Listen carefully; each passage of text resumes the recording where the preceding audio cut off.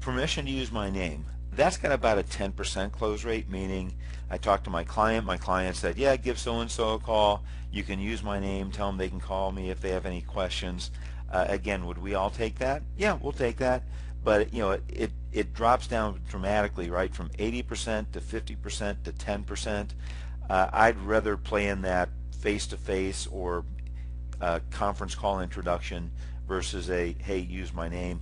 Also, when it's use my name, you've got to call back a number of times. It could be 8 up to 12 times to get them to call you back. So that's not real strong. Again, it's stronger than nothing, right? Couple other things I want you to consider in getting their attention. I'd like you to use LinkedIn if you're familiar with that. If you're not, you should get familiar with it because it's a great way to get introduced. The second thing is a thing we call a referral tree, and it's actually like a family tree that we put up on the wall in a little poster, and somebody gives you a referral, you put their name on there. If you land that client, even if you don't, you still put their name on that person's name, that client or person you got introduced to on the tree, and then you send a thank you note to the person who referred you. Now, that person refers you to somebody you do business with, that second person refers you to somebody you do business with. Now you got 3 generations on your tree, right?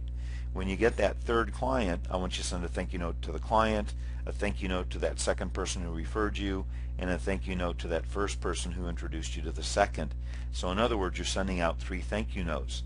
So every time you get an introduction on that branch of that tree, I want you to send a thank you note to every single person along that branch, all the way back to that kind of that originating referral person, because I'll tell you what, and do it as a handwritten note.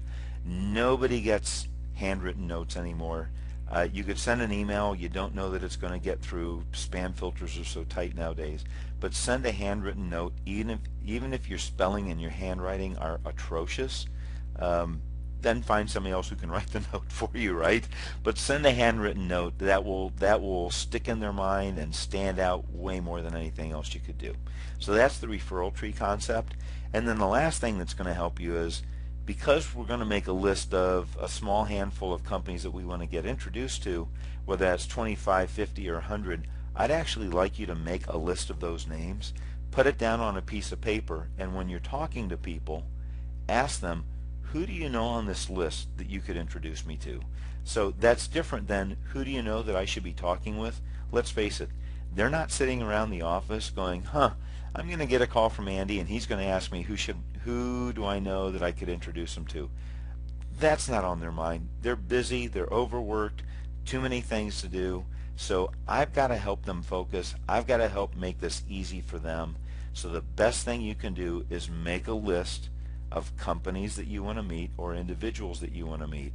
Show that to your client and say, is there anybody on here that you know that you'd be willing to introduce me to? And if you make it easy for them, you're going to find that life's going to be a whole lot easier.